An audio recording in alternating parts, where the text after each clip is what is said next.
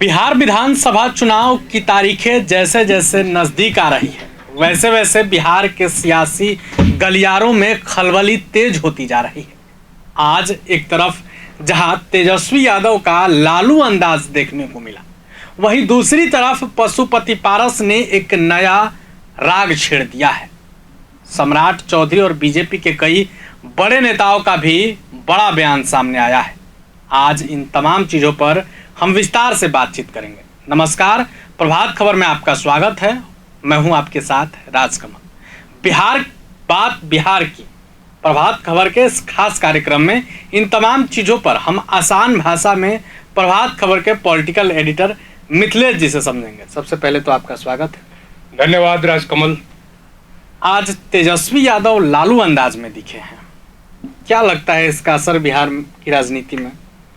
देखिए, जैसे जैसे बिहार का चुनाव करीब आता जा रहा है और करीब आता जाएगा, ऐसे कई आपको चीजें देखने को मिलेंगी जिससे लोगों में पार्टी का, नेताओं का आकर्षण बढ़े। और जहां तक तेजस्वी यादव की बात है तो वो लालू प्रसाद यादव जी के बेटे हैं, उनके उत्तराधिकारी हैं और उनके लेगेसी को वो आगे ले चलेंगे। तो जाहिर है कि लालू का जो अंदाज रहा है वो लोगों को बहुत ही आकर्षक और लुभाता रहा है।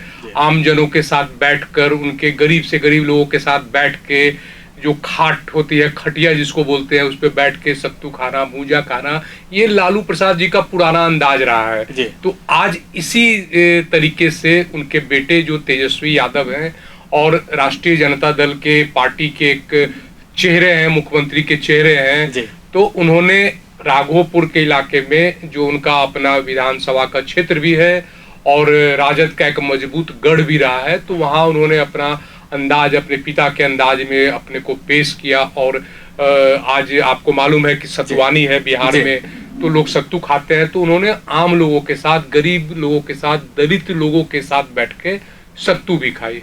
तेजस्वी यादव का जो वीडियो सामने आया, वीडियो में सत्तू खाते दिख रहे हैं, लेकिन वीडियो में अगल बगल जो तस्वीरें देखी जा रही है वो काफी कुछ बयां कर रही है। तस्वीरें तो मान लिए वो किनके घर में गए, उनके घर में क्या किस तरह की तस्वीरें हैं, उसके पॉलिटिकल मायने अंदाज लगाया जा सकता है। लेकिन तेजस्वी का एक सीधा अपील लोगों से कनेक्ट करने का था कि चूंकि आज बाबा साहब भीमराव अंबेडकर जी की जयंती है, तो उस मौके पे वो एक मैसेज, एक संवाद भी दलित तबके में देना चाहते हैं कि हम आपके साथ हैं और बाबा साहब का जो विचारधारा है या जो उन्होंने बातें रखी संविधान में, उसके हम समर्थक हैं। ये उन्होंने मैसेज देने का काम किया।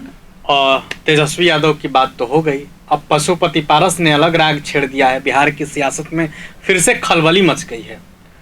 देखिए, पशुपति कुमार पारस बिहार के एक बड़े दलित नेता हैं, केंद्र में मंत्री रह चुके हैं, वो रामविलास पासवान के छोटे भाई भी हैं।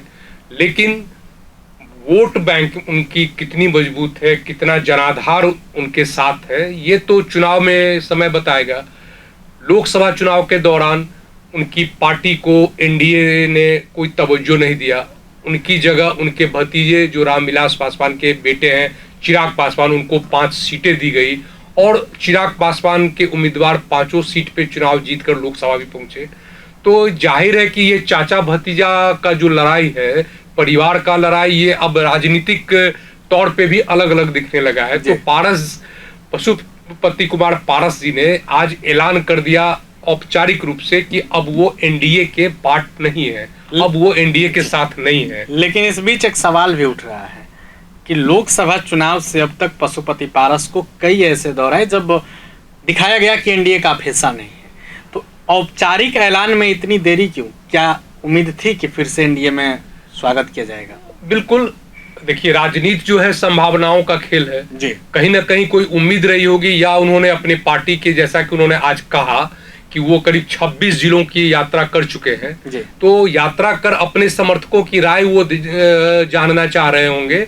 और इसके बाद उन्होंने आज, चूंकि आज बाबा साहब की जयंती है, तो एक खास मौका भी था, उस मौके पे उन्होंने आधिकारिक रूप से ऐलान किया कि अब वो एनडीए के पार्ट नहीं है। किसके पार्ट होंगे? तो जाहिर है बिहार में 2 धाराएं हैं। जी। तो एक धारा एनडीए का है, दूसरा धारा जो राजद जो जिस गठबंधन को लीड करता है उस धारा में। हालांकि पारस जी ने अपना पत्ता नहीं खोला है। पारस ने कहा कि जो गठबंधन हमारी इज्जत करेगा, हमको ज्यादा तवज्जो देगा, तरजीह देगा, हम उसके साथ रहेंगे। जो देगा मतलब एक तो दिया नहीं, आप तो छोड़ दिए, दूसरा है ऑप्शन का इंतजार है। तो क्या लगता है अगर पशुपति पारस आते हैं महागठबंधन के साथ तो महागठबंधन को कितना फायदा दिला पाएंगे?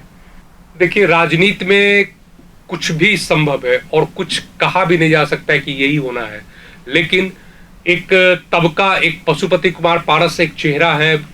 77 से वो विधायक होते रहे, कई बार मंत्री बने, केंद्र में भी मंत्री बने, तो उनका एक ऑरा है। तो जाहिर तौर पे वो जिस गठबंधन का पार्ट होंगे, तो अगर वो राजद गठबंधन में जाते हैं तो निश्चित रूप से राजद का वो उस गठबंधन का, महागठबंधन का वजन जरूर बढ़ेगा। लेकिन उनको कितनी सीटें दी जाएगी, कितने सीटों पे वो चुनाव लड़ेंगे, उनकी पार्टी के उम्मीदवार कितने सीटों पे होंगे और कितने सीट वो जीत के आएंगे, उसके बाद ही उनका राजनीतिक वजन तौला जा सकेगा।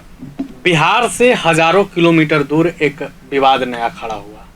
हरियाणा के सीएम ने कुछ बयान दे दिया था, जिसके बाद दिल्ली से बिहार तक की सियासत हिल गई थी। उस बयान का मायने क्या था और उस पर अब बीजेपी का क्या रिएक्शन है? देखिए, बयान किसी भी पार्टी का कोई भी नेता कहीं भी दे सकता है जी। लेकिन जो बयान आया वहाँ हरियाणा के मुख्यमंत्री का जी, तो उस बयान को लेकर पार्टी ने, भारतीय जनता पार्टी के नेताओं ने यहाँ स्पष्ट कह दिया कि बिहार में एनडीए के सर्वमान्य नेता हैं नीतीश कुमार, मुख्यमंत्री नीतीश कुमार, और अब जो चुनाव होने जा रहा है उस चुनाव में भी नीतीश कुमार के नेतृत्व में ही एनडीए चुनाव मैदान में जाएगा। और ये सिर्फ सम्राट चौधरी जो बिहार के उप मुख्यमंत्री है उन्होंने नहीं कहा, बल्कि भारतीय जनता पार्टी के जो प्रदेश अध्यक्ष है डॉक्टर दिलीप जायसवाल, उन्होंने भी स्पष्ट रूप से कहा कि सम्राट चौधरी बिहार के उप मुख्यमंत्री हैं, भारतीय जनता पार्टी के नेता हैं, लेकिन एनडीए की बात जहां तक है तो वो सर्वमान्य अभी नीतीश कुमार ही हैं और नीतीश कुमार के नेतृत्व में ही चुनाव मैदान में जाएंगे। इसके पहले अमित शाह जो भारतीय जनता पार्टी के बड़े नेता हैं, केंद्रीय गृह मंत्री हैं, उन्होंने भी कहा कि नीतीश कुमार के अगुवाई में ही एनडीए चुनाव मैदान में जाएगी। प्रधानमंत्री नरेंद्र मोदी ने भी कहा है, तो उसमें वो विवाद खत्म हो गया है। उनके हरियाणा के मुख्यमंत्री के कहने का जो अंदाज रहा होगा या जो वो कहना चाह रहे होंगे वो बातें अब खत्म है। और बिहार में राजनीतिक हलकों में भले ये चर्चा चली, लेकिन ये क्लियर आज ये भारतीय जनता पार्टी के नेताओं ने एक बार फिर कह दिया कि वो नीतीश कुमार ही एनडीए के सर्वमान्य नेता है और उनके नेतृत्व में ही वो चुनाव मैदान में जाएंगे। बिहार में नीतीश कुमार हैं। बिल्कुल, बीजेपी ने भी मान लिया है कि बिहार में नीतीश कुमार है, चुनाव उन्हीं के नेतृत्व में लड़ा जाएगा, ये तो साफ है। अब देखना पारस किसका खेल बनाते हैं और किसका खेल बिगाड़ते हैं। तेजस्वी अब तो लालू अंदाज दिखाना शुरू कर दिए हैं। बाकी की अपडेट के लिए आप देखते रहे प्रभात खबर। शुक्रिया। प्रभातखबर.com, विश्वास वही, रफ्तार नहीं।